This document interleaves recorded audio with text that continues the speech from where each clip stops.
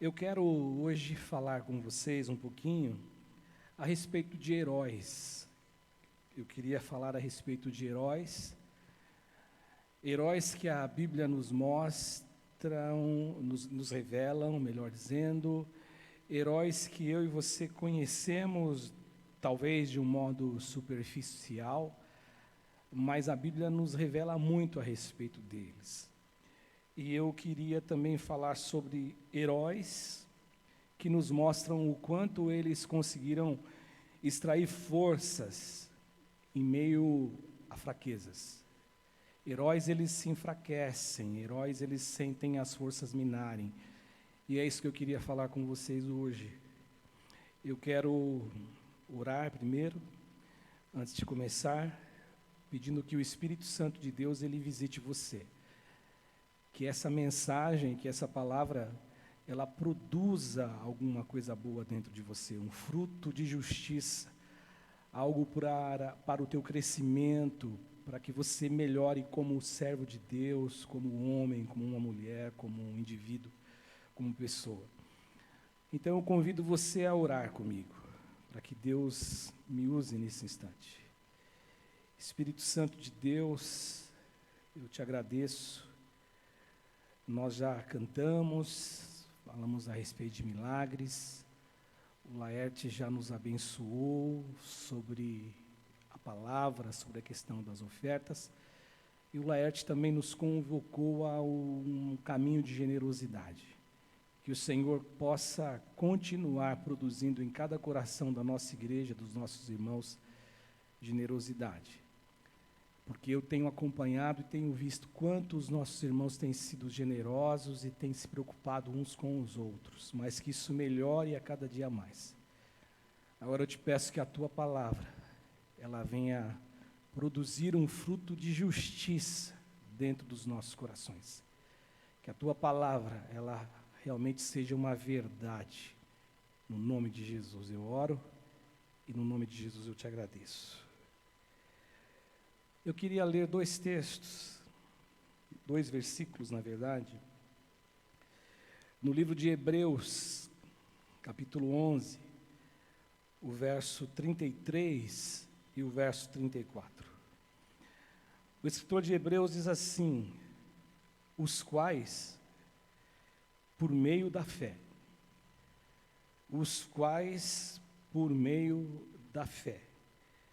subjugaram reinos, praticaram a justiça, obtiveram promessas e fecharam a boca de leões, extinguiram a violência do fogo, eles escaparam ao fio da espada, da fraqueza tiraram força e fizeram-se poderosos em guerra. E puseram em fuga exércitos de estrangeiros. Só esses dois versos. Esses dois versos, esses dois versículos, eles estão inseridos na galeria dos heróis da fé, de Hebreus capítulo 11. Eles estão inseridos nesta galeria de homens tão valiosos, de homens tão importantes. Agora, o que vem na minha mente, na tua mente, na nossa mente, quando nós pensamos em heróis? Quem são os nossos heróis? Quem é o teu herói? Quem é a pessoa ou quem é o personagem que você carrega esse sentimento de admiração de tal modo que você o classifique como um herói?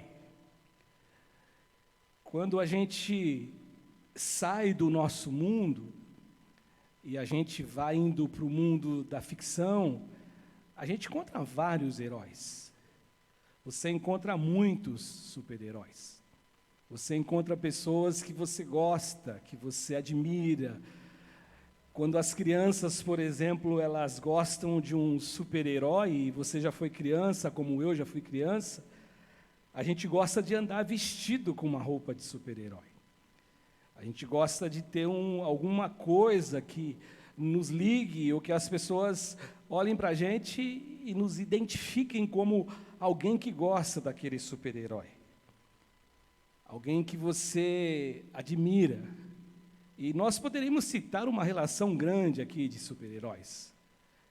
Eu sou do tempo e eu conversava hoje com o meu irmão do primeiro Hulk, daquela série lá que o David Banner se transformava e todo dia acabava ele indo embora, aquela musiquinha triste, aquela musiquinha lá que nos mostrava que depois teríamos uma continuação. Eu conheço crianças que são fãs do Capitão América, ou seja, são super-heróis. Agora, isso é ficção, isto está na tela, isso está no cinema, isso está em Hollywood, isso está em algum cantinho, em alguma empresa que produz toda essa questão dessa ficção dos super-heróis. Agora, quando a gente sai da ficção e a gente entra para o nosso mundo, quem são os nossos heróis? Eu me lembro de uma canção do cantor Fábio Júnior, que o Fábio Júnior ele cantava para o pai dele uma música que ele fez, por sinal, uma música muito linda, uma música muito bacana, que ele cantava que o pai dele era o herói dele. Você foi o meu herói. Ele fala outra coisa também, mas como eu estou falando só de herói, vamos parar num herói. Você foi o meu herói. Para quem nasceu até o ano de 87 para trás, o grande herói que nós tínhamos, que nós nos orgulhávamos de falar dele, por exemplo, foi o Ayrton Senna da Silva, eu acho que esse é o nome dele, né? O Ayrton Senna do Brasil, que a gente tinha como o nosso herói, que nós tínhamos ele como aquele que representava o nosso país, o herói do Brasil, Ayrton Senna do Brasil, que morreu lá no ano de 94, mas até hoje ele é admirado por muita gente, pessoas que nasceram depois, que eram crianças quando da morte dele, mas que hoje acabam tendo uma paixão, uma atração por Ayrton Senna do Brasil. Quando a gente fala do nosso hoje, pensando nas nossas vidas e na realidade do hoje, quem são os nossos heróis? Eu não teria nenhuma dúvida de dizer que os nossos heróis hoje são as pessoas que exercem o trabalho e o seu papel na saúde. Eles são os nossos heróis.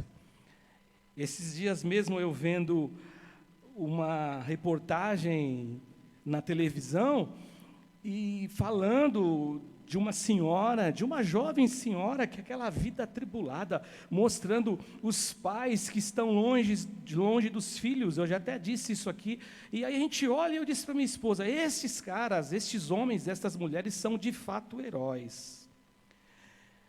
E quando a gente vai conceituar herói, a palavra herói, quando a gente vai ver realmente o significado da palavra herói, o que nós encontramos são campeões, nós encontramos que eles são mártires, nós encontramos que são aqueles que se distinguem de outras pessoas, aqueles que acabam se destacando de outras pessoas. E eu não sei quanto a você, eu acredito que sim, isso é uma regra para todos nós, isso é uma normalidade. Os heróis, eles despertam em nós sentimentos, os heróis, eles mexem com a gente, os heróis, eles nos despertam, os heróis, eles nos alegram, os heróis, pelos heróis a gente às vezes chora, né?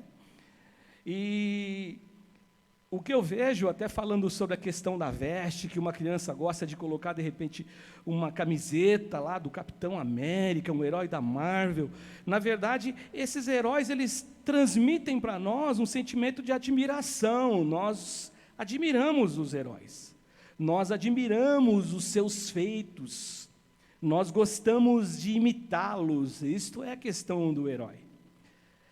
Eu ainda, falando de heróis e humanos, assim, vamos pensar, de pessoas que nós gostamos de imitar, eu sou da geração lá da década de 80, quando surgiram os primeiros, assim, foi a primeira seleção de voleibol do Brasil que realmente se destacou para o mundo, teve o vice-campeonato, e nós tínhamos os nossos heróis, até hoje nós lembramos dele. Quem é da minha época sabe do que eu estou falando. O Bernard, o William, o Xandó, o Domingos Maracanã, o Bernardo, que se tornou técnico da nossa seleção e tantos títulos ele ganhou para a gente, são heróis. E incrível. E para quem viveu nessa época, eu me lembro de correr e assistir jogo de voleibol no Ibirapuera, aquela febre, aquela coisa, porque aquilo se tornou algo espantoso. Você que é dessa época sabe do que eu estou dizendo. E quantos que não quiseram, na verdade, e desejaram coisas que nunca desejaram, como, por exemplo, jogar voleibol. E aí a gente começou a ver todo mundo jogando voleibol. Porque o herói, ele tem essa capacidade, ainda que ele não saiba, de despertar na gente sentimentos como este. Agora, eu já ouvi também, gente, algumas pessoas fazendo a seguinte afirmação, que nós temos deficiências de herói, principalmente nós brasileiros. Já ouvi muitas pessoas falarem assim, que os heróis nossos, eles estão, na verdade, no passado. Os nossos heróis não estão sendo mais produzidos, vamos dizer assim. Mas o que eu acho curioso, e aí eu quero entrar aqui na Bíblia, na palavra de Deus, porque talvez você está dizendo, o que esse cara está dizendo, toda essa história de heróis? Mas eu estou fazendo isso para você compreender, embora as pessoas digam assim, poxa, nós estamos com falta de heróis, não se produz mais heróis como no passado, ou eu não tenho nenhum herói. Eu acho interessante que a Bíblia, ela dedica um capítulo inteiro deste livro de Hebreus para falar sobre eles.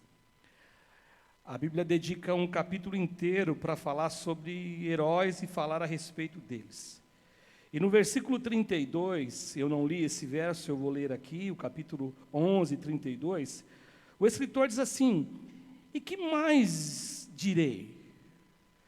E olha o que ele diz, gente, certamente me faltará o tempo necessário para referir o que há a respeito de Gideão.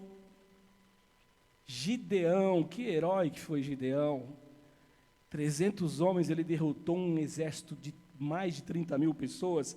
De Baraque, de Sansão, ele aparece aqui o Sansão, de Jefté, de Davi, e de Samuel e de outros profetas, e dos profetas, como diz o texto. Ou seja, então o que o escritor está dizendo aqui é que ainda haveria muito mais heróis para serem citados, e a gente sabe que existem mesmo de fato. Agora, quem é o teu herói hoje? Quais são os nossos heróis nos dias de hoje? Quem que eu e você desejamos imitar? Quem que você deseja imitar como cristão? Você está desejando imitar quem como servo de Deus?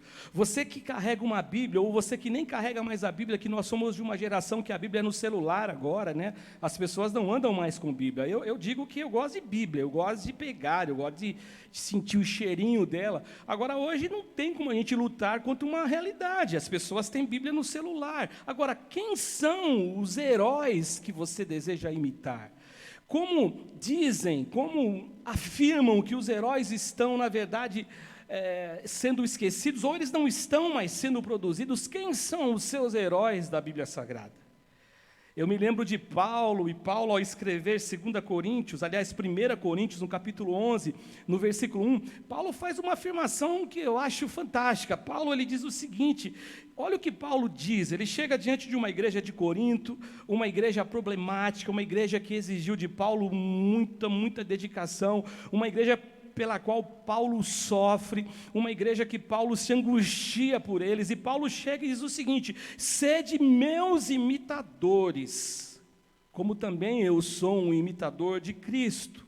Ou seja, Paulo está dizendo, em outras palavras, me imitem que vocês estarão imitando a Cristo. Paulo, por exemplo, em Gálatas 2:20, que é um texto que a gente conhece muito bem, Paulo diz assim, logo, já não sou eu quem vive, mas Cristo vive em mim. Ou seja, Paulo está dizendo assim, eu imito Ele de verdade, Ele é o meu herói maior, Jesus é o meu herói supremo, Jesus é o meu herói absoluto, é nele que eu encontro razão de ser, é nele que eu encontro razão para viver, Ele é meu herói, Ele é o meu herói de verdade, Ele é meu único herói, aliás. E ele fala assim, eu agora na verdade vivo, esse Cristo vive em mim, melhor dizendo, e esse viver que agora eu tenho na carne, ou seja, nas minhas, todos os meus defeitos, todas as minhas dificuldades, esse viver que eu tenho na carne, eu vivo pela fé no Filho de Deus. E ele fala que me amou e assim mesmo se entregou por mim. Portanto, quando a gente fala de heróis aqui, tirando forças das fraquezas ou nas fraquezas, esses heróis nos ensinam muito, muito, muito. Esses heróis têm muito a nos ensinar. Esses heróis têm muito, muito, muito com que eu e você tenhamos o desejo de imitá-los. E a primeira lição que eu vejo aqui é que esses heróis nos mostram uma coisa muito simples, que lutar cansa. Lutar cansa. Isso é tão óbvio que às vezes você não enxerga. Um dia eu li uma frase que o óbvio tem que ser lembrado. De tão óbvio que é, passa tão batido que a gente não lembra. E lutar cansa. Lutar é cansativo. Muitos, eles estão estafados, muitos estão cansados, muitos estão com a sua força diminuída aos extremos. Por quê? Porque eles estão lutando o tempo inteiro. Às vezes a impressão que eu tenho, meus irmãos, de verdade, que quando eu olho para a vida de algumas pessoas, eu falo assim, poxa, parece que o universo, parece que a vida, parece que tudo, o planeta Terra, a existência humana conspirou contra esses caras. De tanto que eles lutam. E aí você conhece aquele ditado popular que diz assim que a gente precisa matar um leão a cada dia? E eu vejo, às vezes, pessoas que lutam numa intensidade muito maior do que outras, e se você me perguntar a razão disso, eu não sei te responder. A única coisa que eu posso dizer é que a Bíblia fala que não existe tribulações, não existe nenhuma tentação maior do que aquela que a gente possa suportar. Então, quando eu olho alguém que luta muito mais do que eu olho para esse cara, para essa mulher, para uma criança, às vezes, eu digo, esse cara é forte, esse cara tem o que me ensinar. Agora, nesse texto aqui, falando da galeria dos heróis da fé, o que nos é dito a respeito desses caras aqui, isso está no verso de número 33, diz o seguinte, que esses caras aqui, o texto diz que eles lutaram, mas eles não lutaram de qualquer jeito. Eles lutaram, mas as armas de guerra deles não eram qualquer armas. Eles lutaram, mas a estratégia de guerra deles não era qualquer uma. Pelo contrário, o que nos é dito aqui é que eles lutaram por meio da fé. Olha o que o texto nos diz, os quais por meio da fé. Ou seja, aqui então, o escritor de Hebreus está dizendo assim, que existe luta, existe guerra, mas existe fé para a gente se apoiar. Existe esse mecanismo que é vindo dos céus para mim e para você, já que o autor de Hebreus vai dizer mais para frente que Jesus é o autor e consumador da nossa fé. Agora, o texto então nos diz o seguinte, que os quais pela fé, e aí ele vai vir com uma lista enorme que eu vou ler para você daqui a pouco. E fé é esperar o que não se vê. Fé é acreditar naquilo que ainda não aconteceu. Fé é visualizar alguma coisa que ainda não ocorreu. Agora, lutar, como eu disse aqui, cansa o físico, cansa o corpo, mas cansa a alma, cansa o psicológico, cansa a alma, cansa o psicológico, a gente fica estafado às vezes, e nessa hora, eu não tenho nenhuma dúvida que a fé para mim, para você, para aqueles que lutam, é indispensável. Eu só consigo vencer por meio da fé. Olha aqui a lista das ações desses caras. O texto diz assim, eles subjugaram reinos, eles praticaram a justiça, eles obtiveram promessas, eles fecharam a boca de leões, eles extinguiram a violência do fogo, eles escaparam ao fio da espada, eles fizeram-se poderosos em guerra e eles puseram em fuga exército de estrangeiros. Só que, com toda essa lista, com todo este montante de coisas positivas e de coisas lindas praticadas por esses caras, o texto diz assim que eles se cansaram, eles ficaram fracos. E aqui eu digo uma coisa para você: quantas vezes nós criticamos as pessoas que estão fracas? Quantas vezes nós somos criticados porque diante de uma luta, diante de uma guerra, alguém desfaleceu, alguém se cansou, alguém ele ficou totalmente caído ao chão, ao solo, e a gente, com o nosso olhar de espiritualidade, com o nosso termômetro de espiritualidade, a gente olha para essa pessoa e fica condenando porque ele se tornou alguém que enfraqueceu. Uma outra coisa aqui que esse escritor nos mostra em relação a essa questão dos heróis e das fraquezas desses heróis, eles manifestarem energia, força, é que lutar é difícil. É outra obviedade aqui, lutar é difícil. Eu me lembro, o pastor Bispo sabe bem disso, nós tínhamos um amigo pastor Mário, né? Esse pastor era uma bênção, o pastor Mário, um homem de Deus mesmo, um homem de oração, um homem que ele tinha um vozeirão, ele quando orava era uma coisa muito forte mesmo, como as pessoas falam. E abrindo parênteses aqui, eu me lembro de quando nós começamos o ministério aqui no Alves Dias, nós estávamos ali onde existe hoje a Assembleia de Deus, aqui sentido FEI, passando a FEI. Eu me lembro que tinha uma senhorinha que toda vez que ela ia pedir oração na fila para nós, era quando ela chegava para mim, ela dizia assim: pastor, eu quero que o senhor faça uma oração muito forte.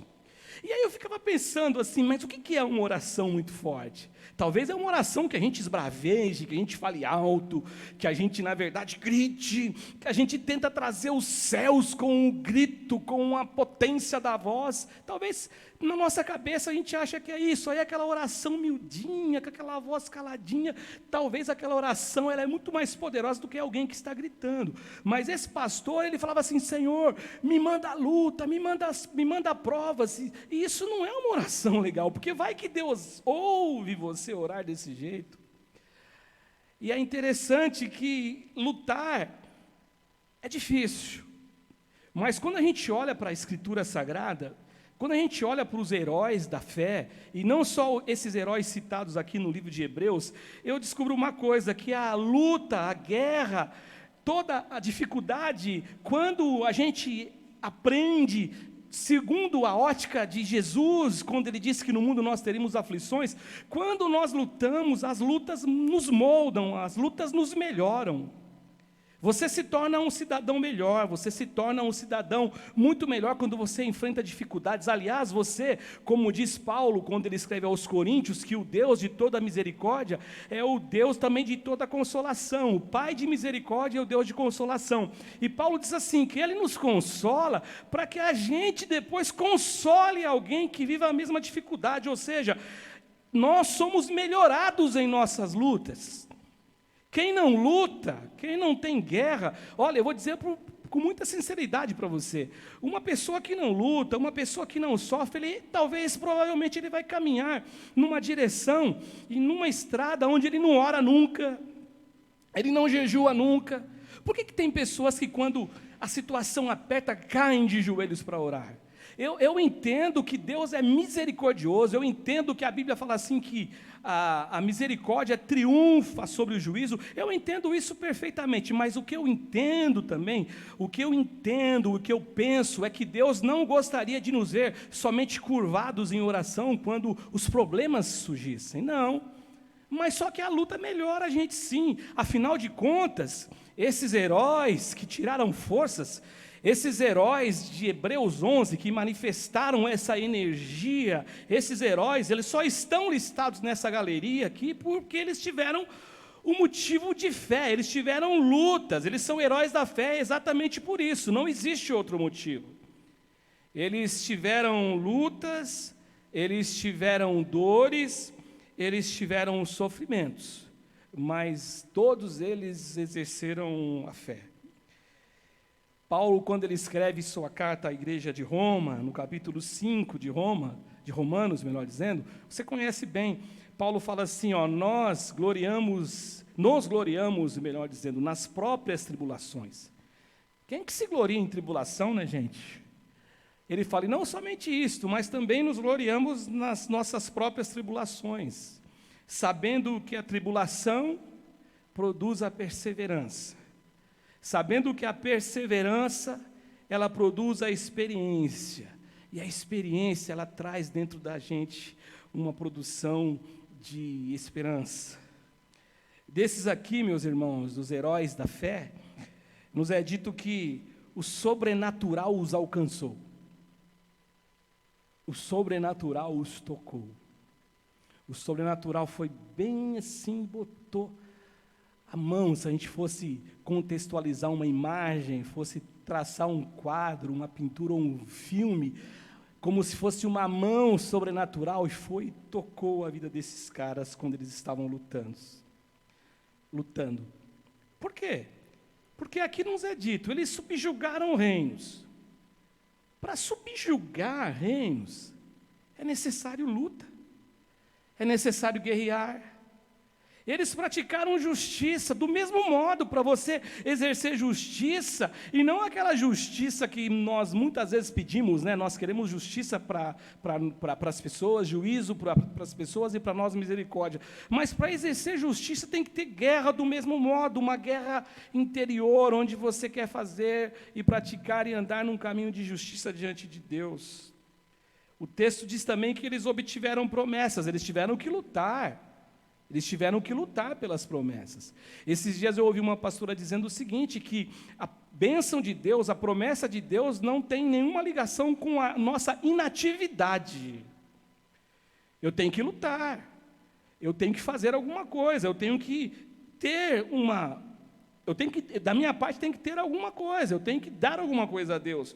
O texto diz assim que eles fecharam a boca de leões. A gente lembra de Davi matando um leão, a gente lembra de Daniel na cova dos leões. A Bíblia fala assim que eles extinguiram a violência do fogo, tiveram que lutar. Por exemplo, pensando em fogo, aqueles 3 jovens judeus, Sadraque, Mesaque e Abidnego, eles tiveram que lutar contra um édito, contra uma coisa que todo mundo foi obrigado a fazer, que era se curvar diante do rei Nabucodonosor. Eles falaram não. E por conta disso eles foram jogados no fogo. Então eles subjugaram fogos, né? Fogo aqui, a violência, extinguiram a violência do fogo. Outra coisa, escapar ao fio da espada, gente, é luta, guerra. A espada na Bíblia, ela tem o simbolismo e a representação da palavra de Deus, ou seja, eu tenho que conhecer a palavra. Não é isso que Paulo diz em 2 Timóteo 2,15? Procura apresentar-te a Deus aprovado como um obreiro que não tem de se envergonhar e que maneja bem a palavra da verdade. Agora eu vejo aqui também, quando eu olho para esses heróis aqui, esses heróis da fé, esses heróis que, da fraqueza deles, eles suscitaram força. Eu vejo isso de uma maneira interessante. Eu vejo isso como um aprendizado também, que a fraqueza, além de nos tornar melhores, as lutas, melhor dizendo, nos tornar melhores, a fraqueza nos fortalece. Paulo, ele mostra essa especificidade de Deus lá num texto que você conhece bem, 2 Coríntios, capítulo 12, no seu verso 9, quando Deus responde para Paulo, Paulo, o meu poder se aperfeiçoa na fraqueza. Ou seja, Paulo orou, insistiu 3 vezes para que Deus tirasse aquele espinho da carne, e Deus respondeu isso. E aí também Paulo, mais para frente, no verso seguinte, no verso 10, Paulo é muito específico, porque Paulo fala assim, porque quando sou fraco, é aí que eu sou forte. É coisa linda, né? Quando eu sou fraco, eu sou forte. Eu conheço tanta gente arrogante, tanta gente de nariz empinado, tanta gente que acha que tem um domínio de tudo, mas Paulo fala que as coisas de Deus vêm na contramão daquilo que as pessoas carregam como verdade. Quando eu sou fraco, então eu sou forte. Então, o que Paulo está dizendo, que essa fraqueza, o que Deus disse para Paulo também, e Paulo concordou, que essa fraqueza ela tem uma fonte. A força na fraqueza, melhor dizendo, ela tem uma fonte. Essa força na fraqueza, ela não é humana, ela vem de Deus.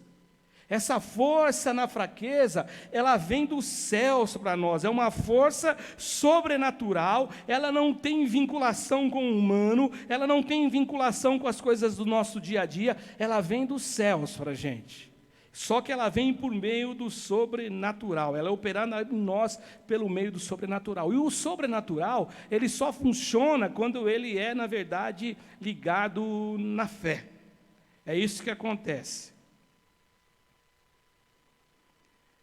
O texto diz assim também que eles fizeram-se poderosos em guerras, ou em guerra, é que o texto diz no singular. Ou seja, Deus os tornou fortes em sua luta, ou suas lutas. E no verso 34 nos diz assim que isso não só foi uma coisa que aconteceu quando eles olhavam para eles, e diferente agora daquela experiência de Números no capítulo 13, quando aqueles espias vão espiar a terra de Canaã, e eles voltam com um fruto, eles trazem um fruto que era bênção mesmo, que a terra era boa, manava leite e mel, Deus não mentiu em nada, só que 10 deles diziam assim, nós vimos lá os filhos de Anak, nós vimos os gigantes, e nós éramos para eles, como aos nossos próprios olhos, coisas insignificantes, pequenininhos nós éramos para eles. Agora aqui não, aqui o texto está dizendo que estes caras aqui, eles puseram exércitos estrangeiros em fuga, ou seja, os exércitos inimigos, os estrangeiros olharam para eles e viram força neles. Irmãos, olha, Deus é tão poderoso que o Salmo 8 fala assim que Ele suscitou força de uma criança que mama, ou seja, é algo sobrenatural, é algo que vem de Deus. Exemplos aqui de ação sobrenatural nesse capítulo são muitos.